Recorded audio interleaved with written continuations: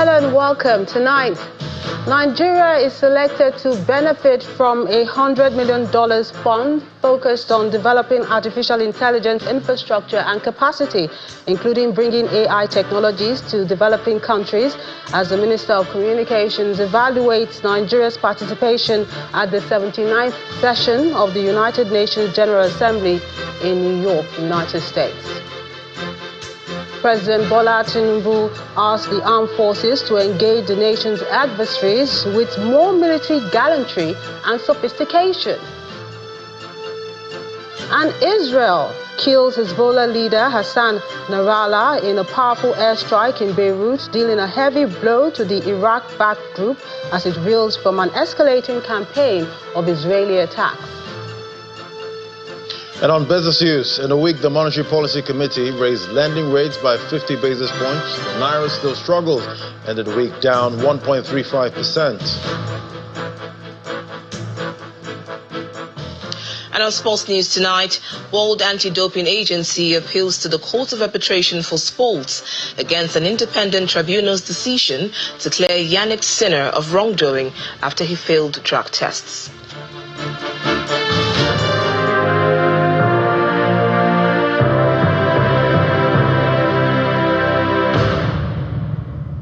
Nigeria has been selected to benefit from a $100 million fund for developing artificial intelligence infrastructure and capacity. The Minister of Communications, Innovation and Digital Economy, Mr. Bosun Tijani, disclosed this while assessing Nigeria's participation at the ongoing 79th session of the United Nations General Assembly in New York, United States. Our State House correspondent, Larry Lasisi, has this report. World leaders continue to put forward their positions as part of the general debate of the 79th session of the United Nations General Assembly, taking place in New York, United States. In different halls around the UN building, different meetings are also taking place. One of such is the Peace Building Architecture Review Ministerial Level meeting, where the Minister of Youth Development puts forward Nigeria's position. The importance of national ownership in identifying peace-building priorities and driving solutions with the effective participation of all segments of society.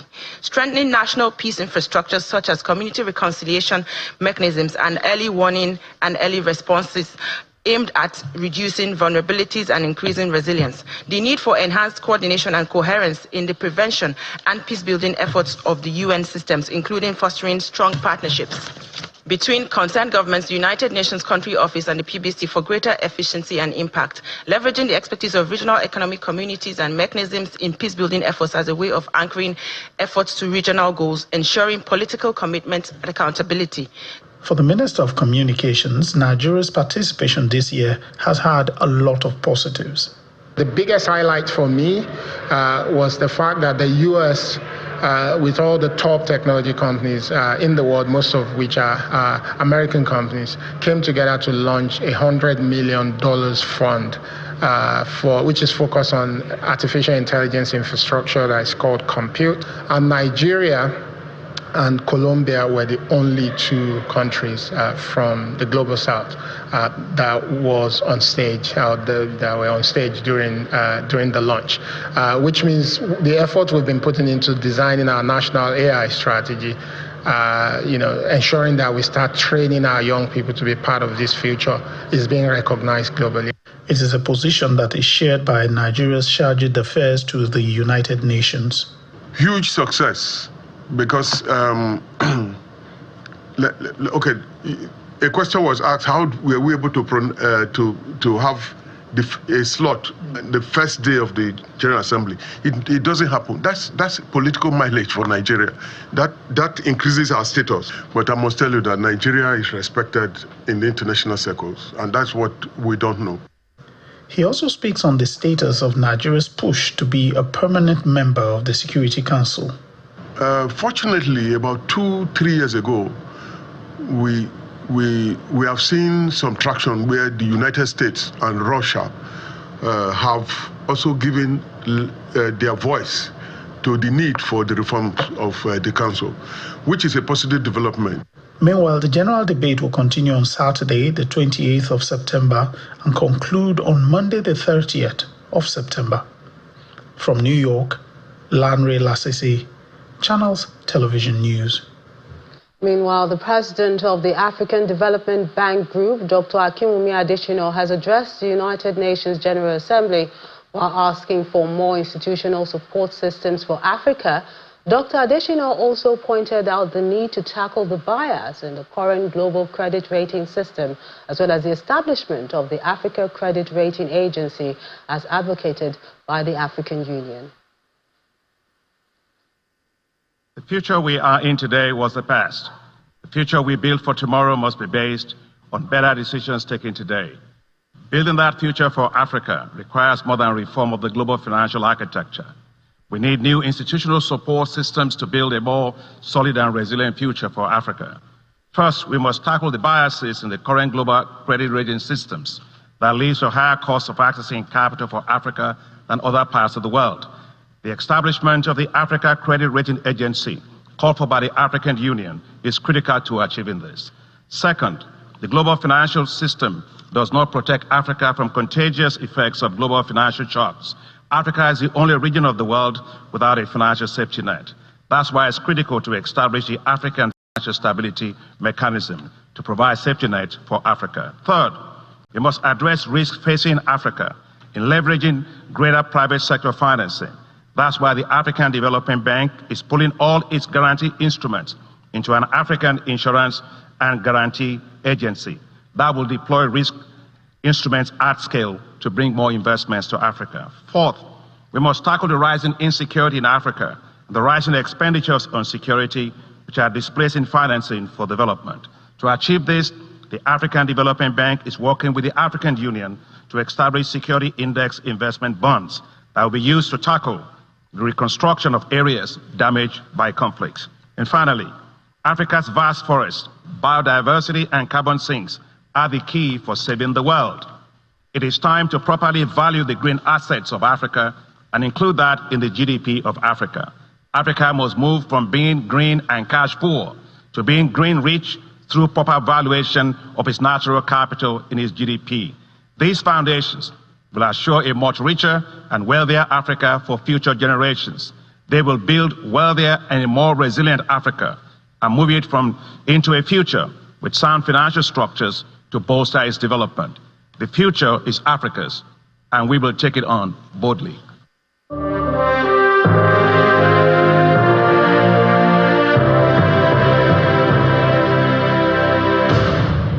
Back home, President Bola Tinubu has asked the armed forces to engage the nation's enemies with more gallantry and sophistication.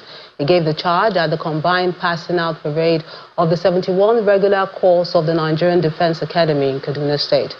Represented by the Speaker of the House of Representatives, the President asked members of the armed forces to remain focused in their operations.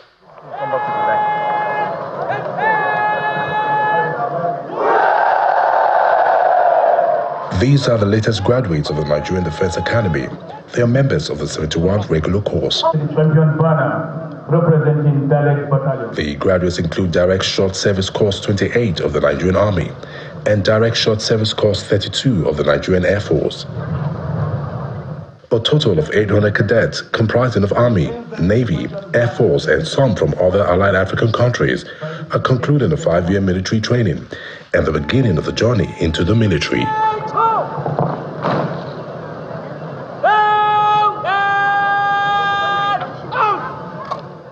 The Speaker of the House of Representatives, Mr. Tajuddin Abbas, is representing President Bola Tinubu at the event. He is accompanied by Governor Obasani of Kaduna State.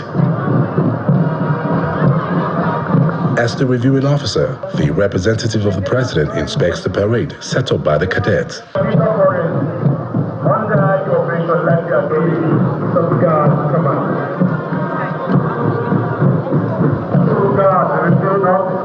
Those in attendance also include the service chiefs, some ministers, and heads of other security agencies.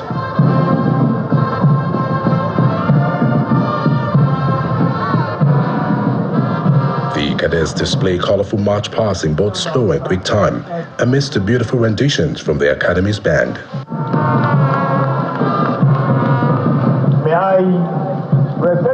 Request the Commandant, Nigerian Defense Academy.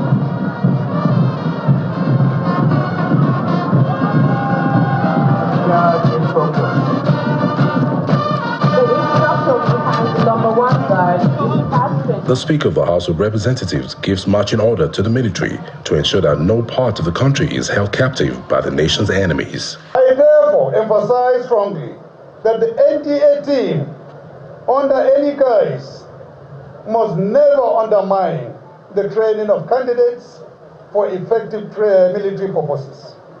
This is because training in its essence prepares the soldier's heart, mind and body for military professionalism.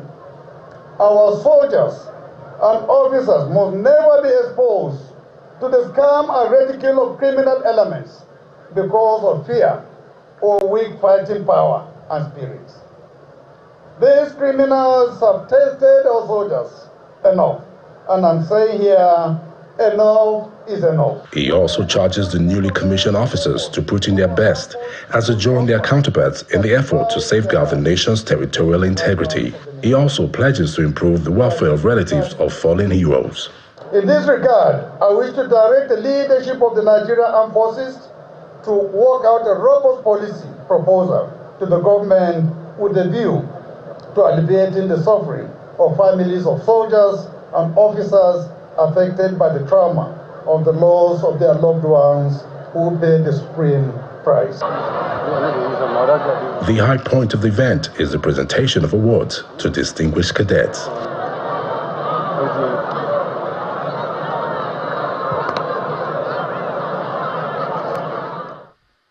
Still on security, a notorious Boko Haram terrorist identified as Bochu Abacha has surrendered to troops of the multinational Joint Task Force deployed to Kukawa local government area of Borno State. A statement issued by the MNJTF officer responsible for military information, Lieutenant Colonel Olani Oshoba, says Bochu, a key figure in several terrorist operations, admitted to be a notorious Boko Haram terrorist who has participated in several Boko Haram ISWAP terrorist operations along the Mungunu-Banga axis. According to him, items recovered from the terrorists include one AK-47 rifle and a magazine loaded with 11 rounds of ammunition, one mobile phone, an Airtel SIM card, and 32,500 naira. In part two, after the break, the Gombe State Command of the NDLE impounds a truckload of Tramadol carefully concealed behind bags of salt. That's in a moment. Join us again.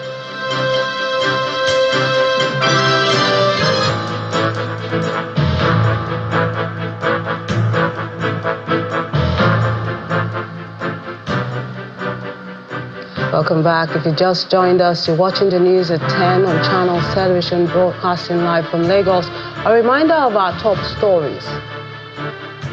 Nigeria is selected to benefit from a $100 million fund focused on developing artificial intelligence infrastructure and capacity, including bringing AI technologies to developing countries. As the president of the African Development Bank Group, Dr. Akinwumi Adesina, asked for more institutional support systems for Africa and the need to tackle the bias in the current global credit rating system. President Bola Tinubu asked the armed forces to engage the nation's adversaries with more military gallantry and sophistication. And Israel kills Hezbollah leader Hassan Nasrallah in a powerful airstrike in Beirut, dealing a heavy blow to the Iran-backed group as it reels from an escalating campaign of Israeli attacks.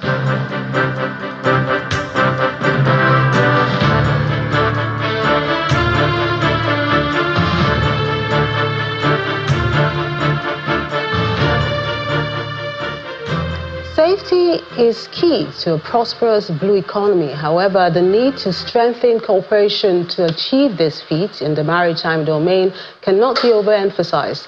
This formed part of the discussion at this year's World Maritime Day held in Lagos with the theme Navigating the Future, Safety First. Our correspondent Chris Alems has this report. An event put together by the Federal Ministry of Marine and Blue Economy in commemoration of the World Maritime Day attract key players from the maritime sector. They will, among others, discuss the theme Navigating the Future, Safety First, and the various agencies make their submissions. There are many challenges in the maritime industry. These challenges also provide opportunities for tremendous success in the industry. Rapid technology advancement, environmental concerns, sustainability, and involving global trade are some issues affecting the industry. For safety to be enhanced, seafarers' welfare must be given due attention, which the leadership of the workers' union says is still lacking. Seafarers will die on board the vessel. To pay them their legitimate compensation, it becomes a problem between us and some of these marine agents. My DG, sir, it will interest you to note that some of these marine agents are not having regard for the seafarers that are working with them. As for policymakers, the leadership of the House and Senate Committee on Marine say safety first is a call to action for every stakeholder in the industry. As policymakers, we are fully committed to enacting laws and regulations that support these advancements while ensuring that safety remains at the forefront of maritime operations. Beyond the rhetorics of prosperous blue economy, the foundational requirement remains sacrosanct. In navigating the future of the economy of Nigeria, which involves inherent exploitation of the marine resources, the Ministry of Marine and Blue Economy and all sectorial agencies will need to consider safety at sea. This can only be achieved through new investment in infrastructure, use of best available science, data, and technology. As you are aware, the administration of President Bola Ahmed Tinubu, GCFR, is investing heavily in port modernization to reduce inefficiency, lower operational costs, and improve safety in our ports.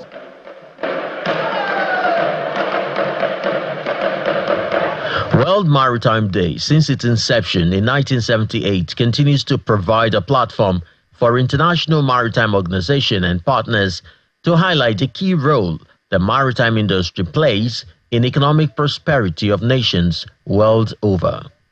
Chris Elems, Channels Television News. To politics now. For the first time in years, local government elections has taken place in all the 326 wards and 21 local government areas in Anambra State. According to Governor Chukwuma Soludo, who cast his vote in his country home of Sofia, the election is an opportunity to feel the pulse of the people and test his party's popularity. However, the APC is challenging the electoral process in court. A faction of the Labour Party has announced a boycott, while other political parties were part of the exercise. It's a peaceful local government election in Anambra State, as voters troop out in various polling units across the state to be part of an exercise that was last conducted 10 years ago. In Anambra South Senatorial Zone, as at 9 a.m. at polling unit 001, Umueze Sofia, Agwata local government area, with a total of 1,060 registered voters. The electoral officers are already setting up to commence the business of the day. The presiding officer, Chijioke Ome, says every material for a credible election has been made available. Though few people have gathered at the time, the big bell has been sounded to alert the people to start coming to the voting center. People, they will be here. I think it's too early to say whether they will come or they will not come, but I believe they will be here. At exactly 9:45 a.m., after the presiding officer reels out electoral instructions, accreditation and voting commences. Deployment of material started very early and got to this place very early too, and we also had, it went to other places very early also. At Ozara Hall, with 2 polling units, 006 and 007, voters are already busy exercising their franchise, and the atmosphere is still very peaceful. The people commend ANSEC for the early arrival of materials. The way to summarize, things are very seamless, very smooth. It took me less than 1 minute to vote, and that's what has been happening. Apart from the visible security deployment at polling unit 002, the turnout is impressive, with community members in brisk business displaying their snacks and cold drinks for quick sales. The registered voting strength of the polling unit is 753, and it is Governor Chukwuma Soludo's voting center. For him, the local government election is a promise made and a promise kept. Voting is going on smoothly. The operations and logistics arrangements have been incredibly, done very, very well, superlatively well. I've gotten calls from literally all the local governments. In Anambra Central, voter turnout in Idembili South, Idembili North, and Dunokofia local government area is very impressive. As you can see, I just casted my own vote. My polling unit, 027, Abatete.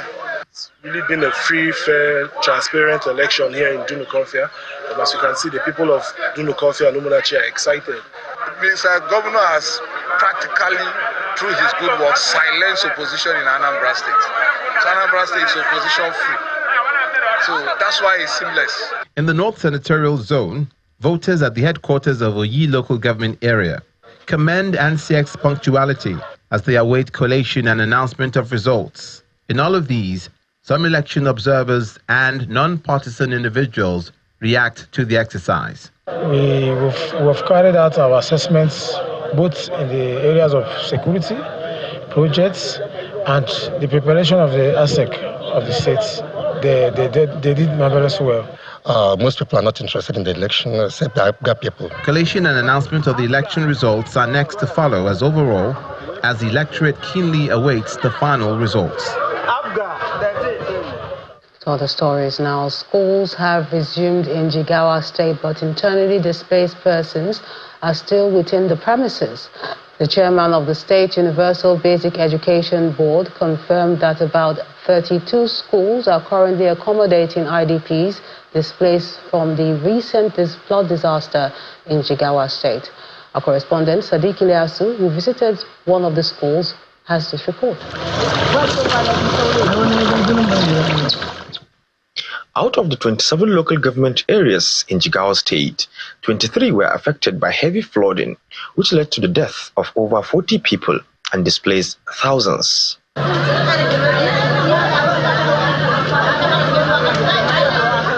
While some have found alternative shelter with relatives and friends, others have no option but to live in school buildings.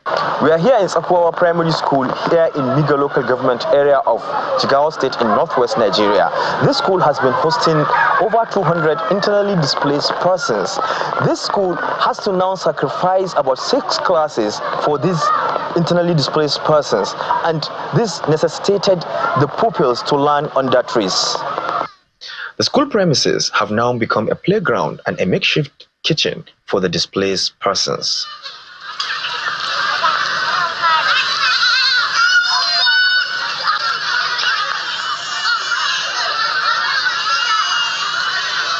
Playing and cooking often come to a halt as heavy storms scare the children away.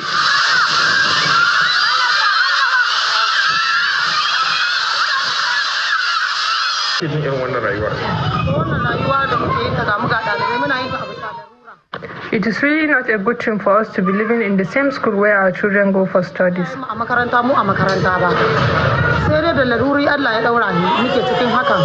Rukaya Isa, who has breast cancer, says losing her home has only worsened her situation due to lack of money to continue treatment for the cancer. I was going to the hospital for treatment, but after the flood destroyed our homes, we no longer have money for treatment.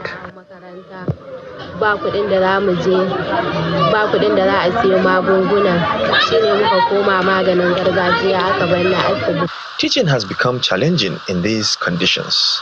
So we have at least 8 classes. We have sacrificed 6 classes for the IDP. And our student refused to come to school because of most classes IDP has been admitted inside. And also we have at least 800 pupils, but due to the IDP visit us, so most of the students denied to come to school. However, the chairman of the State Universal Basic Education Board says the schools have limited options. So far, so good. Right from the beginning, before the school resumed normal lessons, we have made arrangement with all the stakeholders involving the community that where places we cannot be able to reach or use them as school, we have already made arrangement for alternative time. In some schools, we are going to do morning and afternoon. In fact, that is what is going on currently. And some we are able to see how we can be able to have a multi-class. That means a class of more than one set of class attendance. In that kind of case, we are able to have 2 classes running concurrently. You can be able to do what they call multi-teaching within the same class. Until the flood recede and these IDPs can safely return to their homes, schools face great difficulties to maintain normal operations while supporting the displaced. Sadiq Ilyasu, Channels Television News. Still ahead on the news at 10. In the week, the Monetary Policy Committee raised lending rates by 50 basis points. The Naira still struggles, ending the week down 1.35%. That's on Business News. Join us again.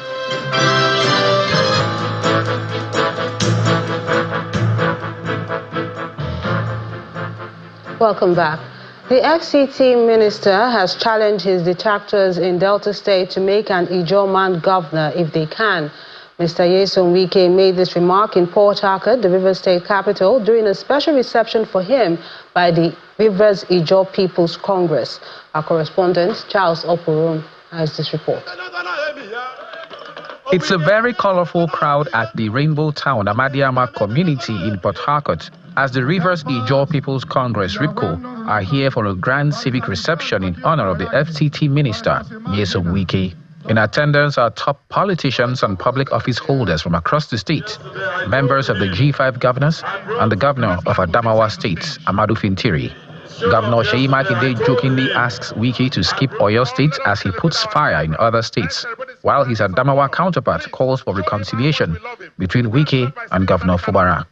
When I showed up yesterday, I told him I brought peace offering because he has been boasting that he will put fire in some states. I said, please don't put fire in Oyo State.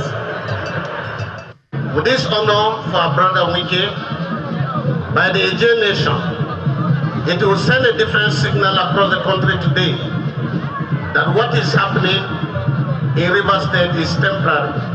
And it is our belief that this celebration will also aid in accelerating the reconciliation between one of you, one of your sons, that is also a benefactor of Wiki, to see this for him and his boss to come together. Papa, we don't follow Wiki go. Then the former G5 governors, led by Samuel Ortom of Benue State, threw their weights behind Mr. Wiki and the Ijaw people. We equally appreciate our brother for not disappointing Mr. President. God will continue to guide you. And for us, we remain committed to your leadership. And we'll continue to work with you. We'll continue to pray for you. We'll continue to stand by you day and night, come rain, come sunshine. Then the FCT minister takes the podium. He's draped in traditional Ijaw regalia while lapping up the adulation. He reminds everyone present that he installed an Ijaw man as governor and challenges others to do so if they can. He also makes it clear that he is fully with Ijaw people in the political struggle. Somebody was talking about Ijaw governor.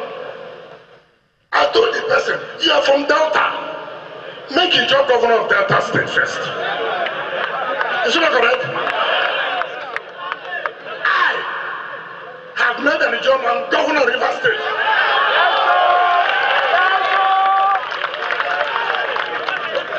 By the grace of God, God used us, all of us here,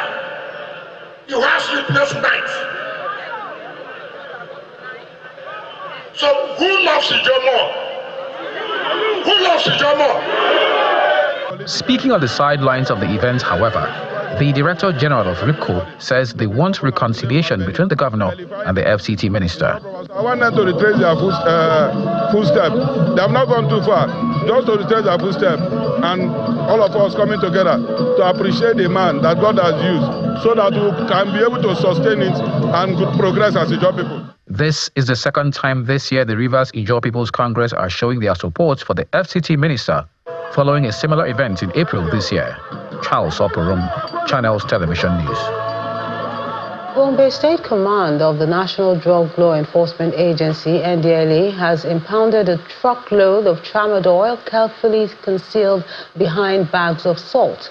After receiving a credible intelligence, the NDLEA operatives joined forces with other sister agencies to nab 3 suspects moving the contraband at the border between Bauchi and Gombe State. Investigation is still ongoing to find the masterminds and owners of the illegal commodity.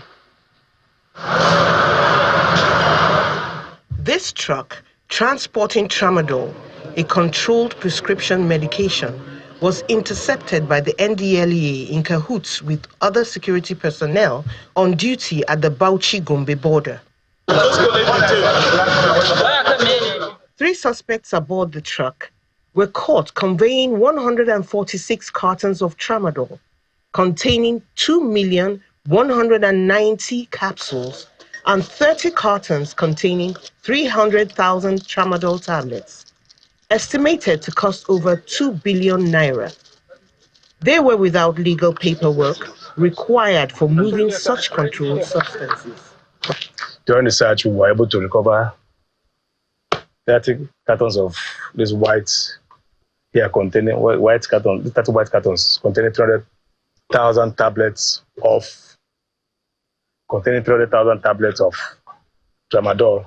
While here, we recovered 146 cartons of Tramadol capsules, which total 2,190,000 capsules.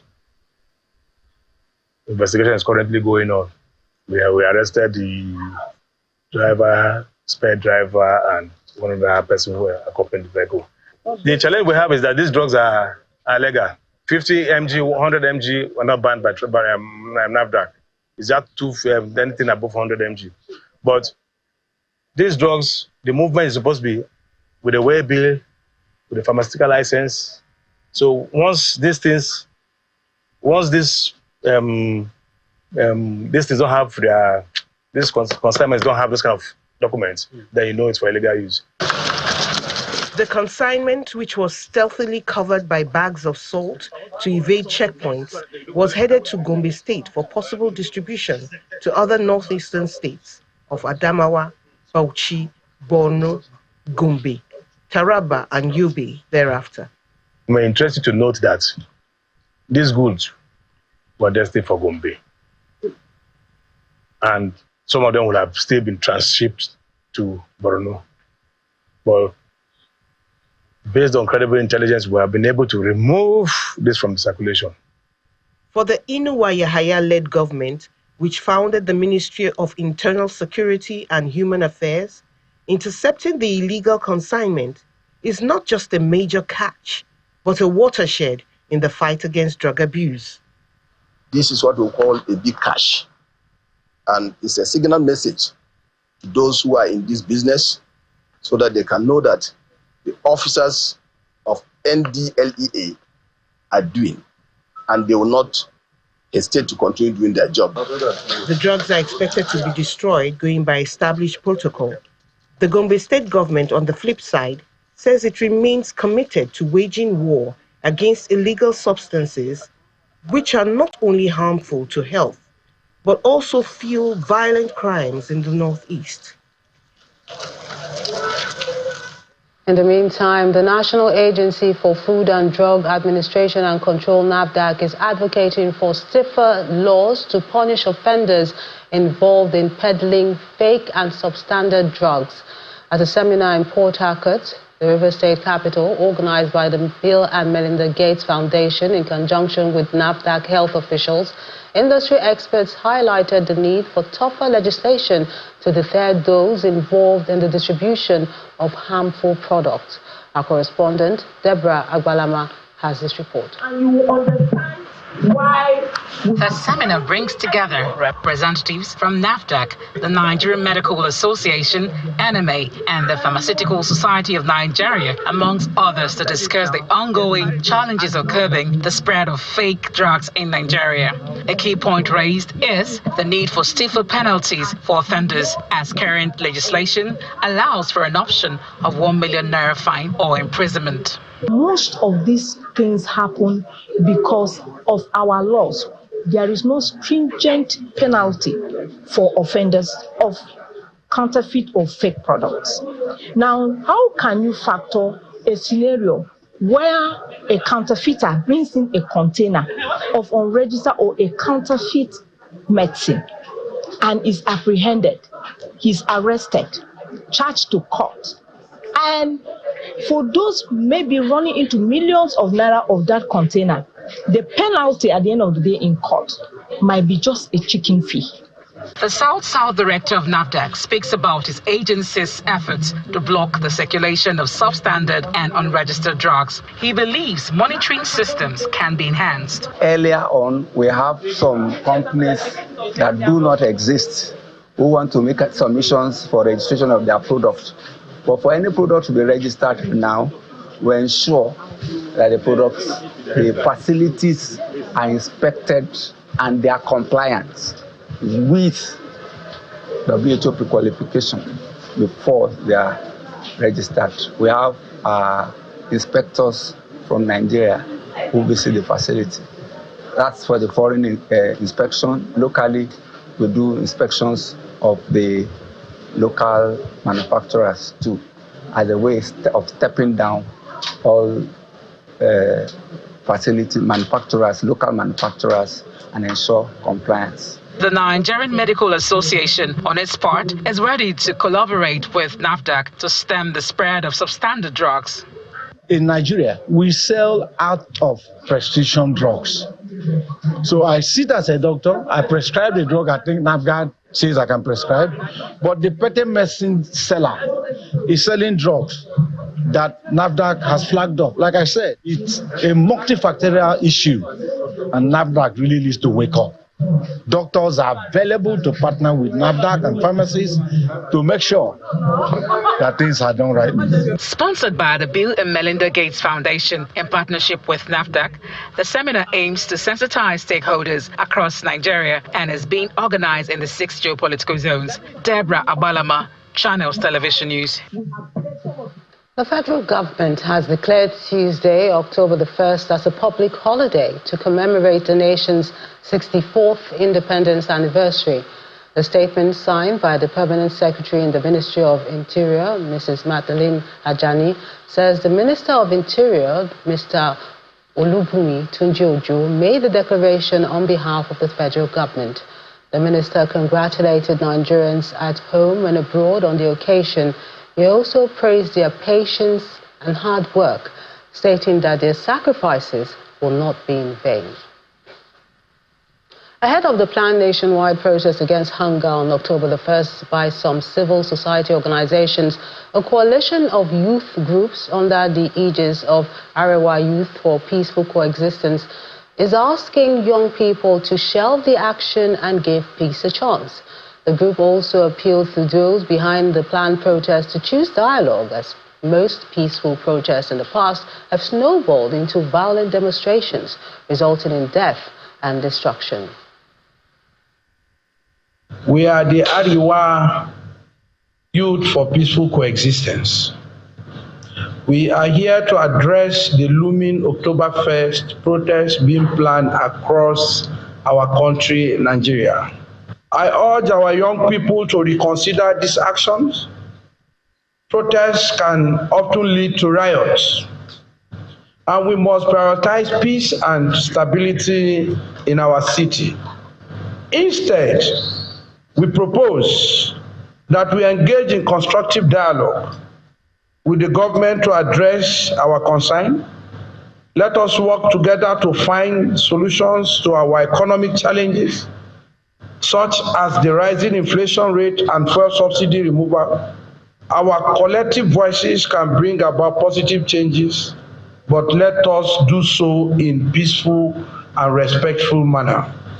These tough times are not permanent, and we are confident that with our collective resilience, we shall overcome. Let us not allow short-term difficulties to distract us from the long-term gains we all stand to enjoy. For the latest from the world of business, here's Laddie Williams.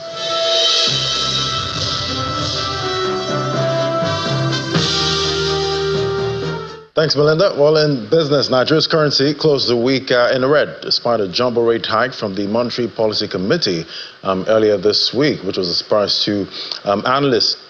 To trading activity now, the FX spot and derivatives markets, the total turnover for the week ended was $1.24 billion, an increase of 83.31% from $677 million reported in the previous week.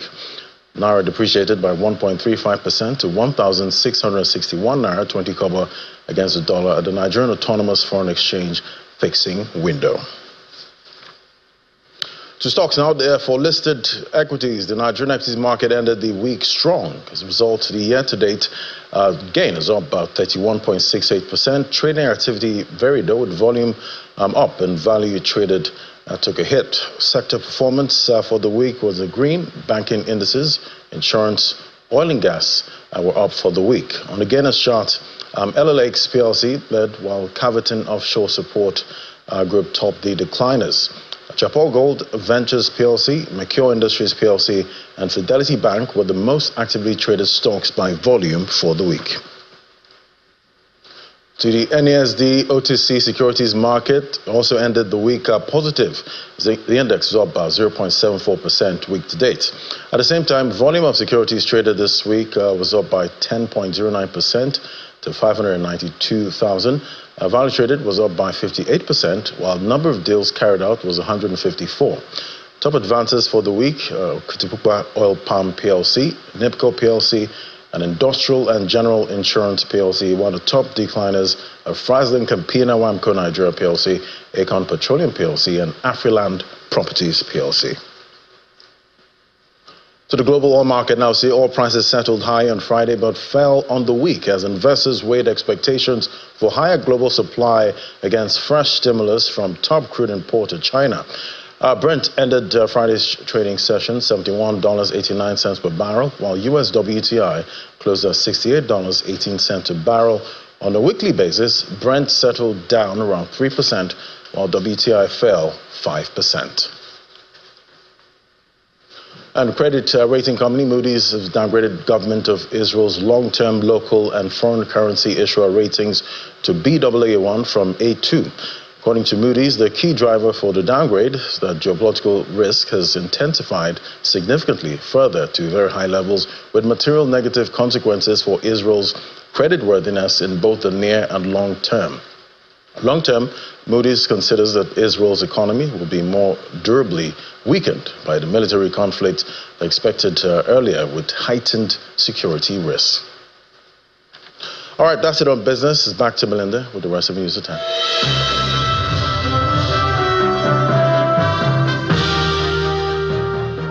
Many thanks, Laddie. Let's cross over to our Abuja studios where Victoria Longjohn is standing by with the latest from the world of sport.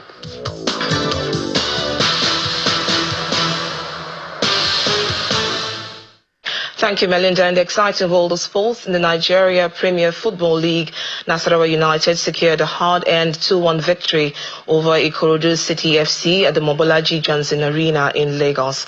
The Solid Miners dominated a larger portion of the first half, with Anas Yusuf scoring in the 44th minute.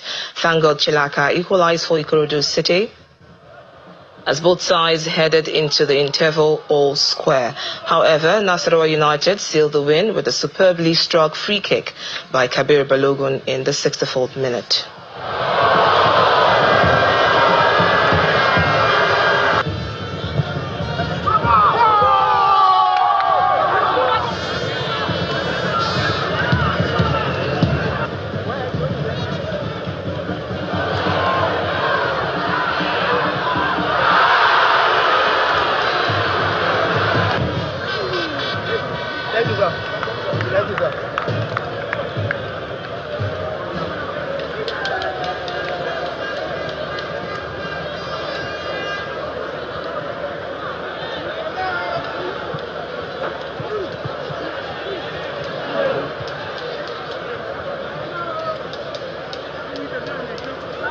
In the English Premier League, defending champions Manchester City were held to a 1-0 draw by Newcastle United at St James Park. Elsewhere, Arsenal dug deep to overcome Leicester City 4-2 at the Emirates Stadium, while Brentford and West Ham settled for a 1-0 draw. In other matches, Chelsea's good run continued with a convincing 4-2 victory over Brighton. Everton also secured a 2-1 victory over Crystal Palace, courtesy of a brace from Dwight McNeil. Fulham secured a priceless 1-0 away victory over Nottingham Forest. In the last game of the day, Liverpool defeated Wolves 2-1. And that's it on Sports News. It's back to you, Melinda.